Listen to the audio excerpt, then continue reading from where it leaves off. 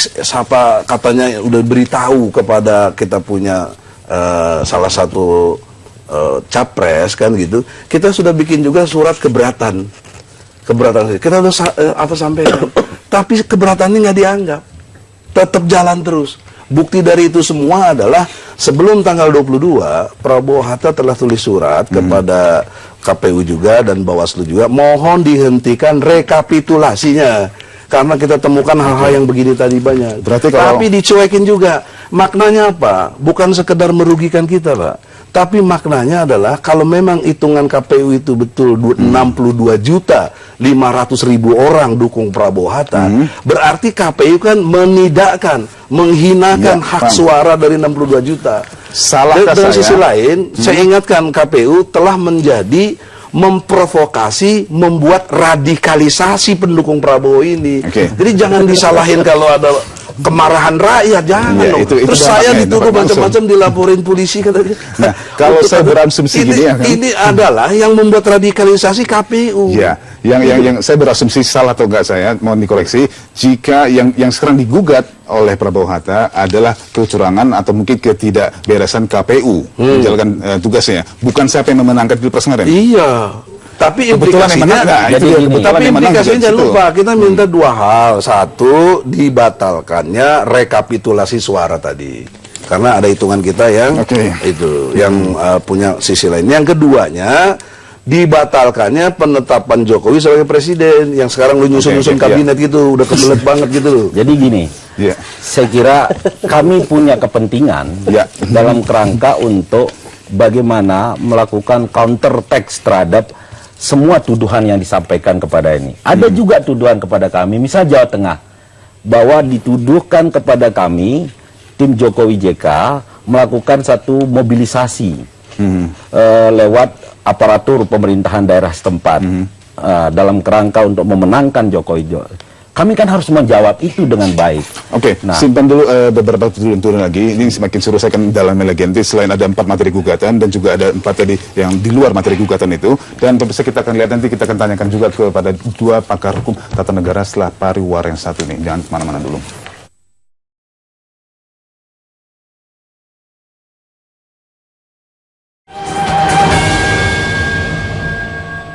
Ya, pemirsa, kita lanjutkan menyikapi bagaimana besok MK akan menyediakan perdana gugatan dari Prabowo Hatta atas KPU. Saya tanyakan dulu, tadi kita sudah dengar dari Pak Egy dan juga Pak Sira, dan sekarang tanyakan Pak Rafli Harun.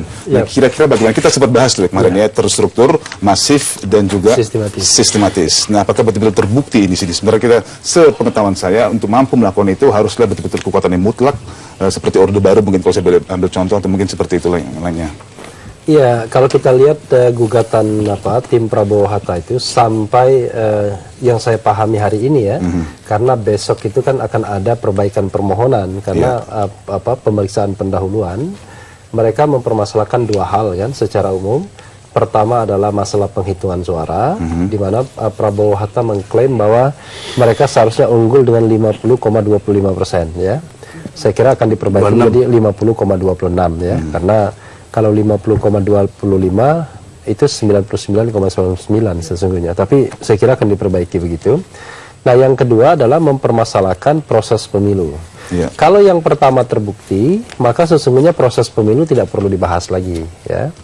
Nah, tetapi untuk membuktikan yang pertama itu, buktinya juga harus kuat ya, buktinya juga harus meyakinkan ya. Dan saya kira semua orang tahu bahwa bukti yang meyakinkan itu adalah bukti dari institusi yang resmi ya, bukti yang resmi, di mana dalam setiap jenjang penghitungan suara itu sesungguhnya kan masing-masing saksi itu diberikan fotokopi ya. Nah, tinggal di cross check saja ya, apakah data yang dipunyai oleh tim Prabowo Hatta itu confirm dengan data resmi yang sudah dikeluarkan di setiap jenjang penghitungan suara. Dan kita pun sesungguhnya kan undang-undang ini juga bicara mengenai bagaimana mengecek kebenaran ya. Kalau seandainya masalah itu di PPK, maka dicek di bawahnya PPS. Kalau masalahnya PPS ya, basis yang paling utama adalah basis C1 plano ya, yang bentuk padi itu, yang kemudian kalau 5 diconteng diagonal, manual itu, nah itulah basis utamanya. Tetapi kalau misalnya bukti itu pun dianggap tidak meyakinkan, ya tentu kemudian ada formula lainnya ya, entah itu pemungutan suara ulang dan lain sebagainya, sepanjang itu signifikan ya, signifikan mempengaruhi hasil. Karena kalau tidak mempengaruhi hasil, walaupun kecurangan terjadi, walaupun kesalahan terjadi, itu tidak akan perintahkan pemungutan suara ulang dan lain sebagainya. Nah, berikutnya adalah mengenai electoral proses, mengenai proses pemilu. Proses pemilu ini MK sejak tahun 2008 setelah Pilkada Jawa Timur ada mantra yang namanya TSM ya, terstruktur, sistematis dan masif. Saya lebih suka MTS ya, masif, terstruktur dan sistematis, ya, mengingatkan pada Madrasah Sanawiyah ya kan, MTS. Nah, maksudnya masif itu adalah terstruktur dulu ya. Terstruktur ini memang itu dilakukan didukung oleh sebuah birokrasi ya, memang terstruktur ya, mungkin unit pemerintahan dan lain sebagainya. Jadi bukan ini koinsidental, bukan ya, bukan aksidental, tapi betul-betul dilakukan by design oleh sebuah rezim, oleh sebuah kekuasaan, oleh sebuah birokrasi.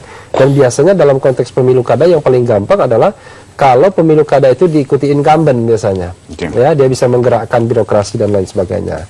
Sistematis itu terpola, terencana. Jadi tidak sporadis. Jadi betul-betul ada polanya, terencana dengan baik ya, dan kemudian memang direncanakan dari awal, dari hulu ke hilir dan lain sebagainya. Masif itu terjadi di banyak tempat, bahkan kalau misalnya ada area tertentu bisa dibilang mayoritas area itu terjadi. Nah, ini yang saya kira yang tantangan bagi tim Prabowo Hatta untuk membuktikannya.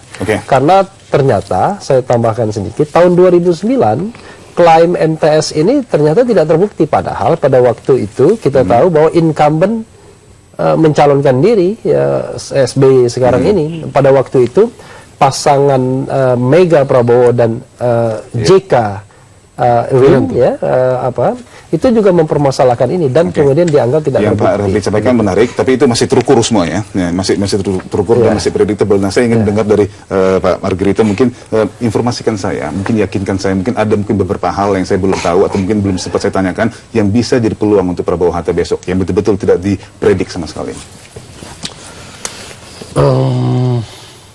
Prosedur penting. Prosedurnya penting. Prosedur penting. Yang tadi dibilang yang electoral proses itu gitu ya, itu penting. Kalau itu kena, rontok semua. Kalau itu terbukti, rontok semua. Bukan tidak ada dalam Pilpres ini. Soalnya adalah apakah perlu dikemukakan, gitu ya? Karena ini dua-dua ada di sini nih. Yang pertempuran ini dua-dua ada di sini nih. Begitu ya. Lain lagi kalau tidak ada di sini gitu ya. Karena dua-dua ada di sini nih. Electoral proses itu penting. Anda tidak bisa bicara hasil kalau tidak ada proses. Berarti memang harus dilihat ulang lagi tuh. Ya, karena itu mesti dikenali. Maka menurut saya seberapa tepat teman-teman Pak Prabowo Hatta ini mengenali kelemahan dan atau kekurangan atau penyimpangan dalam proses. Kalau sudah kenali secara tepat, soal berikut adalah seberapa hebat konstruksi hukum atas pelanggaran itu.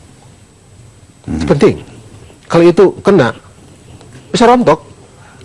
Mereka mestinya, ya mungkin mesti dari awal sudah petakan ini dong dari awalnya.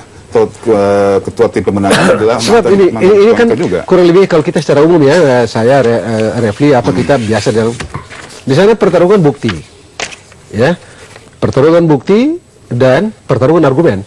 Ya. Saya setuju. Bukti misalnya adalah peroleh dengan cara apa?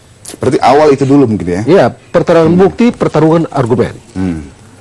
Bukti saja tidak cukup kalau tidak diolah dan dikonstruksi dengan baik dalam bentuk argumen. Tentu saja argumen yang bisa memberi keyakinan kepada hakim bahwa, oh iya, ini argumen dan bukti ini argumennya begini, cukup memberikan keyakinan kepada hakim. Artinya bukti dan konstruksi itu beralasan secara hukum. Kalau tidak bisa. Perkara yang mereka gugat itu sebenarnya adalah KPU-nya sebagai penyelenggara. Oh iya. Memang yang ini sederhana kok. Yang dijadikan objek dalam perkara ini cuman keputusan KPU mengenai penetapan perolehan suara dan penetapan pemenang. Cuma itu kok. Bahwa tadi beliau bilang benar gitu. Efek dari permohonan itu kalaulah diterima, ya mereka yang terima risiko. Karena suka atau tidak suka, senang atau tidak senang, Mahkamah Konstitusi adalah satu-satunya lembaga konstitusi yang berwenang mengoreksi tindakan hukum KPU, termasuk membatalkan. Berarti bisa dibatalkan? Oh bisa, itu biasa kok. Ini soal biasa. Jadi kalau ini memang bukan hal yang hebat, kok ini soal biasa saja. Bagi orang konstitusi ini soal biasa saja. Batal, menang, yang kalah jadi menang, yang menang jadi kalah, ini soal biasa saja. Dan ada jurisprudensi itu. Jadi tidak usah jadi ngeri-ngeri amat, enggak juga untuk kok. presiden. Jadi dan kalau mereka ini senang-senang aja, karena mereka tidak kalah kok. Kalau ntar kalah juga Jokowi sama JK yang belepotan, bukan mereka kok, tenang. Kita biasa tuh. Saya Refli biasa. Satu yang penting biasa. Kalau konteks terstruktur tadi yang digambarkan Bung Refli dari konteksnya pemerintahan itu tidak melulu demikian. Karena dalam konteks ini kenapa kita lawannya KPU atau mempersoalkan KPU? Karena KPU-nya sudah berpihak. Itu yang harus digaris, itu yang lebih dahsyat, Bos, ketimbang yang lain-lain. Dari mana KPU berpihak? Sudah jelas dalam konteksnya. Kalau diurut misalnya sebelum debat capres, Hadar Gume jumpa dengan Trimedia. Sama polisi itu si Budi Gunawan ya. Katanya makan, kebetulan makan. Ya makan terus ada contekan. Ya, itu satu boleh. Itu bisa harus diduga, nggak bisa enggak kalau konteks itu. Kemudian dalam pengertian berikutnya kebijakan-kebijakan. Terus apa tadi yang surat nih. Nah juga kalau konteks gubernur ya kali pemerintahannya, jangan lupa walaupun bukan incumbent yang tampil, tetapi yang berkait dengan pendukung dari Jokowi JK adalah banyak yang incumbent dalam arti jadi gubernur, ada yang jadi bupati, ya kan? Kurang lebih ada 7 gubernur maksudnya. Nah, harus tahu contoh. Saya buktikan ini Teras Narang. Ya. Ini ada memberikan surat instruksi kepada jajarannya apa nih. Ini ada semuanya. Ini kan bukti terstruktur. Hal seperti itu bisa Anda buktikan? Ini orang harus sudah jelas bagaimana. Jadi saya mau mantap. Jadi bagaimana kan? Saya mau itu menyambung contoh, pendapat Bung Refli ya. Memang electoral proses itu penting menjadi satu pijakan.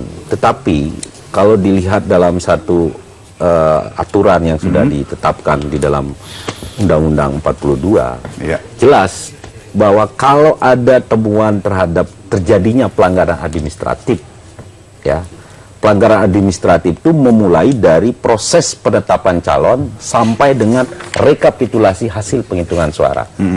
Proses administratif itu kalau ada pelanggaran maka dapat diselesaikan oleh KPU. Nah, kalau kemudian pelanggaran yang ditemukan itu adalah bersifat pidana, jelas itu ada Gakumdu, Bawaslu. Nah, jadi kalau bicara tentang TSM tadi, dari pengalaman kami sejak 2004, di mana Mahkamah Konstitusi itu berdiri, saya terlibat dalam proses persidangan di situ, bahwa sulit bagi pemohon untuk bisa membuktikan dalil-dalilnya. Contoh, money politik misalnya. Money politik itu kalau bicara dalam kerangka TSM, dia harus jelas kapan, di mana, bagaimana bentuknya, apakah pertanyaan yang penting dapat mempengaruhi preferensi politik daripada pemilih itu sendiri. Kalau tidak, ya nggak bisa. Kemudian sulit tapi bisa. Kalau nggak bisa, nggak mungkin mereka akan tetap ajukan. Kalau saya mengatakan ini tadi, simpel saja. Ini kan simpel saja begitu kan. Faktanya pernah ada. Ke Jawa Timur, begitu kan? Itu fakta, sesuatu yang sebelumnya kan tidak dibayangkan, bahkan tidak diatur dalam baik Undang-Undang MK, Undang-Undang 32 2004, Undang-Undang segala macam, tidak ada. TSM itu nggak ada. Tidak ada. Tapi kreasi konstitusional Mahkamah Konstitusi lahirlah apa yang sekarang kita bilang madrasah Sanamiyah itu, gitu kan? Atau terstruktur dan macam-macam itu kan? Jadi dan satu hal begitu ya, itu menunjukkan bahwa Mahkamah Konstitusi atau panggung Mahkamah Konstitusi itu tidak sekedar tadi kayak Bang Egy bilang panggung numerik, tapi ini apa? Saya senang constitutional battle atau constitutionalism game. Ya, tidak sekedar angka-angka. Tapi hanya saja apakah Mahkamah Konstitusi memiliki keberanian untuk kita sudah terlalu panjang segmen kedua ini. Pemirsa, jangan kemana-mana, kami akan kembali setelah pariwara yang satu ini.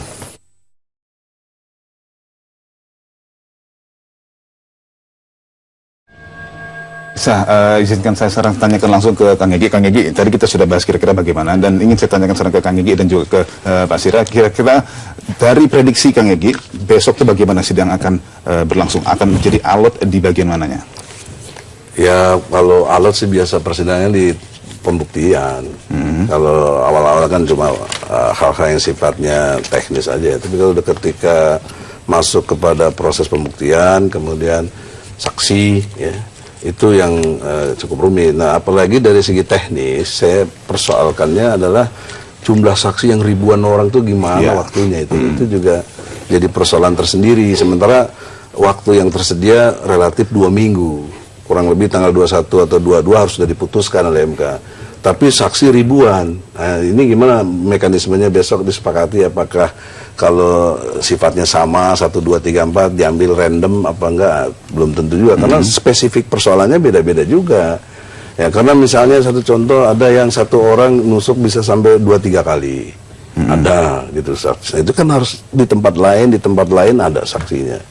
Nah, ini juga satu kendala serius dari segi waktu. Nah, bagaimana pertanyaannya kalau waktunya terlampaui? Apakah ada excuse untuk bisa ditambah waktunya? Karena bergeser semua agenda nantinya juga. Nah, itu satu persoalan kalau menurut saya yang ditemukan sulit. Tapi kalau disepakati dalam kerangka waktu tetap 2 minggu dengan metode yang bisa disepakati, nggak ada masalah. Ya, tinggal itu aja. Tapi yang jelas kalau kita kan membuktikannya dengan satu pendekatan yang apa yang kita, kalau istilah hukum itu siapa yang mendalilkan, dia harus membuktikan. Itu teorinya aja. Oke, Pak Sira, itu apakah menjadi beneficial untuk Anda, apakah menjadi keuntungan? Begitu banyaknya hal yang ingin dibuktikan, tapi waktu nggak cukup. Kalau kita kebalik pada aturan nomor 4, peraturan MK nomor 4 ya, bagi hukum acara MK, memang limitasi waktunya 14 hari. Saya kira efektif akan bersidang nggak lebih dari 5 atau 6 kali persidangan. Kemudian ada sisa waktu untuk hakim mahkamah untuk RPH ya, rapat permusyawaratan hakim. Saya kira tidak ada lagi tawar menawar dalam proses itu. Toh apa yang disampaikan lewat aturan nomor 4 itu jelas, dan ini sudah di rapat koordinasi sebelum sidang di MK itu kita sudah rapat koordinasi, baik itu kuasa hukum Pak Jokowi JK menghadiri maupun dari tim Merah Putih juga hadir pada saat itu. Bahkan itu dibahas dengan detail pada saat itu, meskipun draft yang sudah selesai dirumuskan oleh MK. Jadi saya kira nggak ada lagi cerita soal seperti tadi ada tawar-menawar waktu soal teknis ini. Biarlah MK yang nanti bagaimana teknis ini. Oke, saya ingin tanyakan mungkin bocoran dari Pak Refli. Kira-kira bagaimana MK nanti melihatnya? Apakah betul-betul by random tadi atau mungkin by prioritas?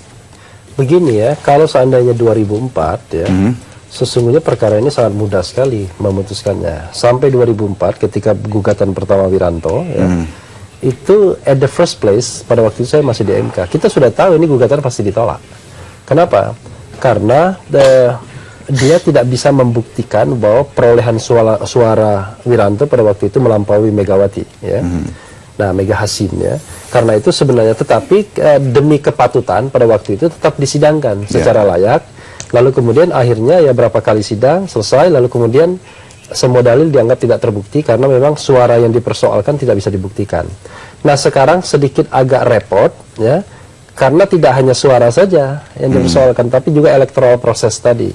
Padahal untuk membuktikan electoral proses tersebut, ya kan, tidak bisa dalam hukum misalnya kita pakai istilah perwakilan random saja misalnya, harus itu dibuktikan satu persatu. Tetapi tidak cukup bukti. Tidak cukup waktu. Karena itu saya kira begini, saya baca putusan 2009 itu yang diajukan oleh dua pasangan, paling nanti yang akan dibuktikan adalah dalil pokoknya. Nah, dalil pokoknya itu apa? Dalil pokoknya kalau saya baca ya, mudah-mudahan tidak berubah lagi. Pertama, dalil pokok pertama mengenai penghitungan suara yang katanya pasangan Prabowo Hatta 50,26% unggul. Nah, itu dibuktikan, silakan. Proses pembuktiannya, data-datanya apa. Yang kedua, mengenai DPKTB. Nah, DPKTB itu silakan dibuktikan apakah persoalannya ya. Tapi sebelum masuk pada detail pembuktian satu demi satu, nanti akan dilihat apakah DPKTB itu cukup signifikan sebagai alat bukti. Nah, biasanya MK akan membahasnya nanti. Kalau tidak dianggap signifikan, tidak akan berlama-lama memeriksa soal DPKTB. Yang berikutnya mengenai rekomendasi Bawaslu. Rekomendasi Bawaslu nanti akan juga ditentukan status hukum dari rekomendasi Bawaslu itu seperti apa. Apakah mengikat, apakah tidak mengikat, dan lain sebagainya. Nah, itu nanti MK akan juga memberikan pendapat. Nah, berikutnya adalah mengenai yang tadi kecurangan, yang ada beberapa tempat saya baca, terutama di daerah Jawa Tengah. Nanti MK akan menilai apakah cukup signifikan untuk dianggap sebagai TSM. Nah, dengan clustering seperti itu, saya yakin MK saya kira akan bisa menyelesaikannya begitu. Jadi tidak perlu memeriksa satu demi satu fakta yang kadang-kadang juga tidak bisa kita verifikasi. Oke, Pak Margarito, saya butuh tambahan informasi lagi. Kira-kira apa yang bisa menjadi tekanan buat MK? Mungkin apalagi selain 4 hal tadi ya tersebut ya betul-betul harus di skala prioritaskan. Tapi kita break dulu boleh nggak? Sebentar, mohon maaf. Ya pemirsa, kami break dulu, jangan kemana-mana pemirsa.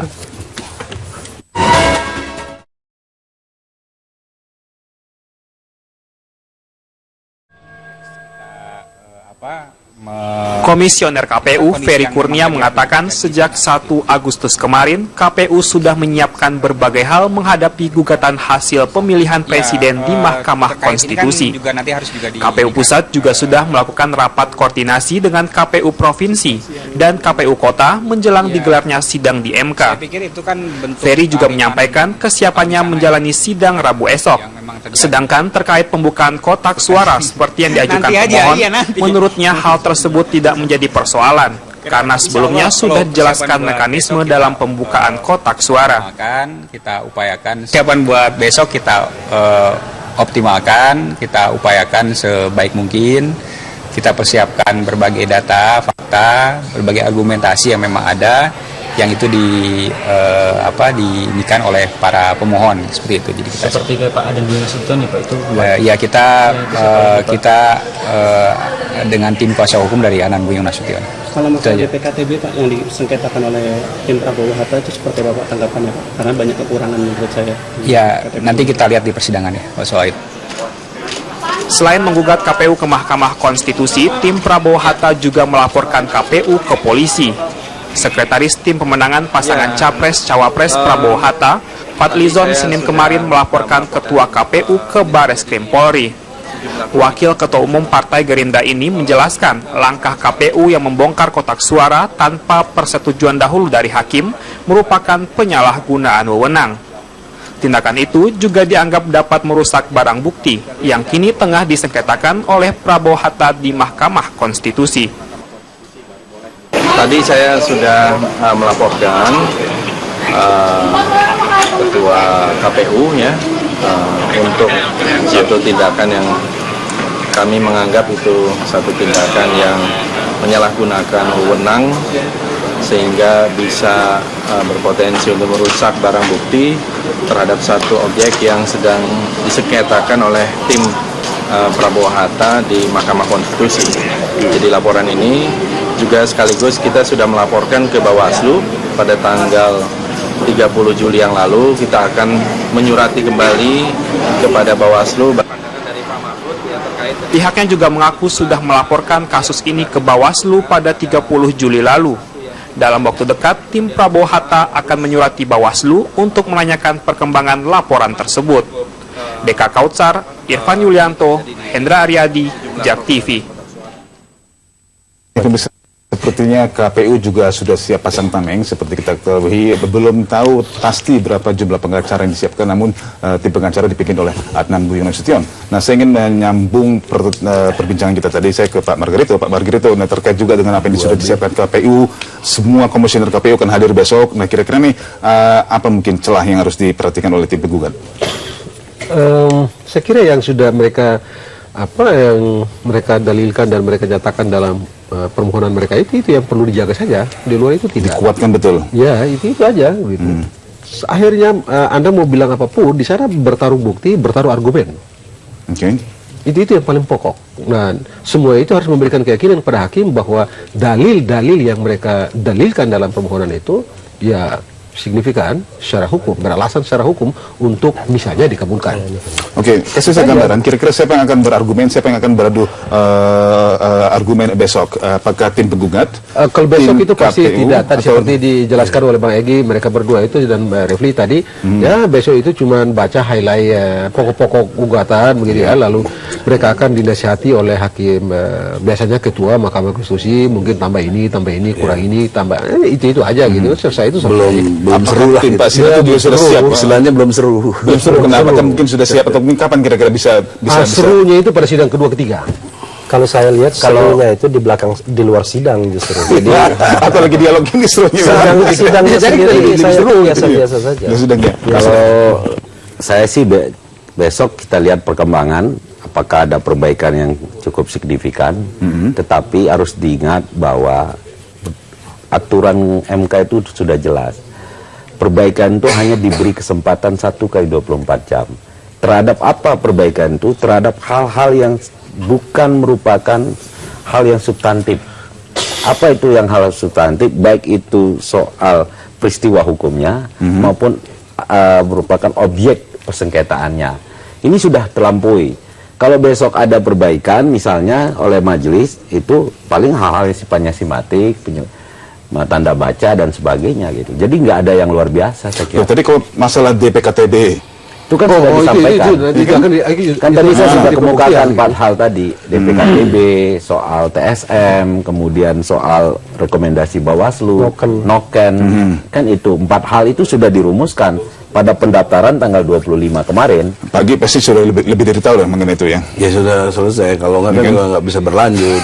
Tapi untuk sekedar informasi ya, sebenarnya tahun 2009 itu ada argumentasi yang ditambahkan. Jadi pada waktu itu kalau tidak salah tim JK atau tim Mega ya, itu menambahkan satu argumen tentang penghitungan suara. Dan itu diprotes oleh tim SBY. Tapi pada waktu itu dibenarkan oleh MK. Jadi MK membenarkan ada tambahan argumen yang ditambahkan setelah perbaikan. Dan itu tidak ada argumen itu pada waktu pendaftaran pertama. Itu mungkin. Tetapi yang saya katakan apapun itu kan saya menganggap memang tidak gampang, tidak mudah untuk proses ini. Makanya kalau Bang Egy tadi mengatakan bagaimana memeriksa ribuan saksi, saya akan katakan bahwa MK tidak akan menempuh jalan itu. Yang akan ditempuh oleh MK adalah clustering masalah. Lalu masalah itulah yang kemudian dijual belikan kepada tim kuasa hukum, saksi, ya, ahli dan lain sebagainya, sampai MK kemudian bisa mengambil sebuah kesimpulan terhadap tema-tema DPKTB, termasuk itu juga nanti pembukaan kotak suara, masalah Noken, masalah TSM dan lain sebagainya. Nah, dari sini saya menduga memang ya akhirnya memang tidak gampang. Karena itu sebenarnya kalau kita bicara mengenai prosesi pemilu, seharusnya kan penyelesaian konflik ini di tingkat yang paling bawah dulu. Tetapi karena ini tidak terjadi ya, maka kemudian menumpuknya di Mahkamah Konstitusi. Padahal dalam jangka waktu 14 hari kerja itu, 14 hari sidangnya dan kemudian putusannya ditambah 14 hari kerja, tidak gampang saya kira untuk kemudian menyelesaikan semua persoalan kalau kita ingin cek one by one. Tapi gini, kaitan dengan klaster masalah ya. Di dalam satu masalah yang ditampilkan misalnya, kan ada sekian banyak saksi. Jadi nggak bisa dihindarkan juga konteks saksi itu adalah valid, walaupun diklasterkan masalahnya.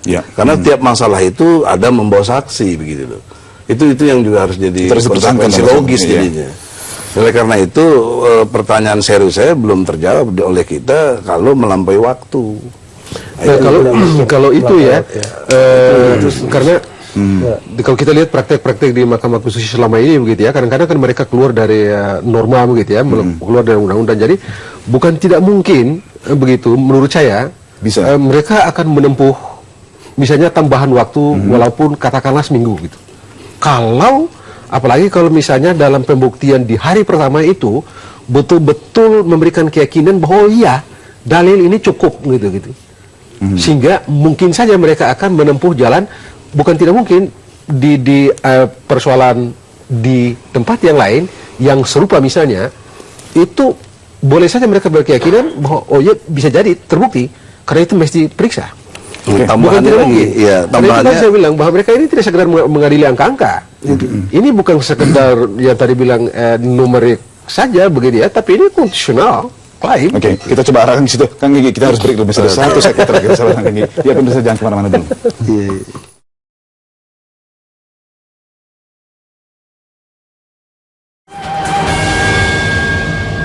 Di penghujung saya akan tanyakan langsung ke Pak Refli tadi. Pak Margir itu katakan bisa saja mungkin bisa minta perpanjangan waktu jika memang tidak semua bisa dibuktikan.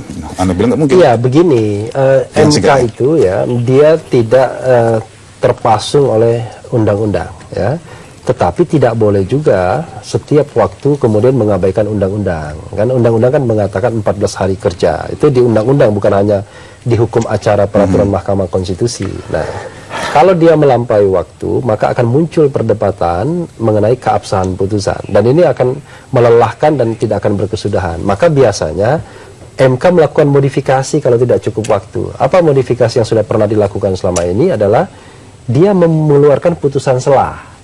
Nah, dia keluarkan putusan selah, itu sebenarnya buying time. Yang tadinya 14 hari kerja bisa lebih lama dengan putusan-putusan selah tersebut. Karena setelah adanya putusan selah, waktu 14 hari itu sudah nggak bisa dihitung lagi. Jadi setelah pokoknya sampai putusan selah itu 14 hari kerja. Tapi pelaksanaan putusan selah itu bisa waktu yang lebih lama, bahkan dalam konteks pemilu kada sampai tahunan. Ada yang sampai tahunan. Kayak Gorontalo, gitu. Kayak Gorontalo hampir setahun gitu. Tapi konteksnya pemilu kada. Dalam konteks pemilu pilpres kita tahu ada time constraint-nya 20 Oktober. Kalau sampai 20 Oktober tidak juga ada presidennya, maka kan kemudian akan terjadi chaos. Walaupun saya mengatakan tidak pernah akan ada terjadi kekosongan hukum, kekosongan kekuasaan, karena kalau belum dilantik pejabat atau presiden yang baru, maka yang lama tetap bisa menjabat. Itu kepastian hukumnya, yang praktek tata negara dimanapun di dunia ini. Putusan selah tadi, Pak Sirat, pasti Anda mengharapkan tetap dong dalam 14 hari. Oh iya, jadi kalau saya tetap mengacu, ini bukan soal untung atau tidak untung ya, tetapi bahwa kalau di dalam forum Mahkamah Konstitusi itu karena semangatnya adalah ingin memenuhi kehendak dari para pihak, kemudian tidak konsisten terhadap satu regulasi yang sudah kita tetapkan berupa undang-undang, peraturan Mahkamah Konstitusi, ini kan berbahaya.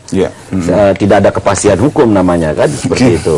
Makanya kalau konteks tadi, misalnya Bung Rapli mengatakan bahwa ada putusan selah. Putusan selah itu saya kira hanya menyangkut hal-hal tertentu. Apa hal-hal tertentu itu? Misalnya, kalau soal adanya terbukti adanya satu kekeliruan di dalam satu proses penghitungan suara, maka dilakukan, diperintahkan penghitungan suara. Oke, harus saya potong, mohon maaf. Kang Gigi terakhir, kira-kira bagaimana Anda harus betul-betul bisa kekeh meyakinkan MK supaya bisa ditangguhkan waktunya? Ya, oleh karena itu tadi soal waktu, saya mengingatkan seperti jangan kejadian KPU. Justru dikasih waktu 1 bulan sampai tanggal 8 Agustus, ya masih berapa hari, dia paksakan juga tanggal 22 diumumkan. Nah itu kan tanda tanya serius di situ. Nah sekarang sebagai pihak terkait bersekutu dia sama KPU, jadi udah kelihatan sekali ininya, rencananya itu loh. Gitu. Saya kira saya bantah itu lah ya. Yang kalau bentar, kita belum selesai ini di publik. Jadi ya konteksnya memang begitu. Tidak ada satu persekutuan sebagaimana tuduhan saudara Egy bahwa itu kan asumsi dia gitu loh, supaya tidak menyesatkan informasi itu. Dibaca yang ada, sebagai pihak terkait akan membantu KPU. Coba itu kan logika membantu. Nggak ada. Jadi pihak terkait itu tidak membantu KPU. Bahkan istilah Refli itu bisa menyerang gitu loh. Keliru saudara. Itu di dalam pengertian ini. Terima kasih banyak. Satu hal kan belum closingnya ini, kalau dipotong ini, itu rasa keadilan dari hakim itu harus diutamakan lah. Dia janji untuk independen dan imparsial. Jadi kalau dia nggak buktikan independen imparsialnya, ini mengundang kemarahan rakyat lagi. Nah, kita tunggu komitmen dia. Kalau apapun yang diputuskan MK mau terima kan? Ya kalau konteksnya independen imparsialnya jalan. Oke, saat tidak ada kayak KPU juga tidak ada bagaimana? alasan hukum sama sekali untuk tidak tunduk pada putusan MK. betul, nggak mungkin MK dituntut juga kan? Oke, Iya. ya. Mohon terima kasih banyak ya Pak Hedi, terima kasih banyak ya Kang Egy, terima kasih Mas Ira, terima kasih. Terima kasih banyak pemirsa kami, mohon maaf karena waktu sudah tidak mungkin melanjutkan lagi sampai besok pagi, sampai sidang dimulai juga kita bisa di sini terus kayaknya. Oke, saya Abdul Rashid mohon diri dulu. Selamat malam dan sampai jumpa.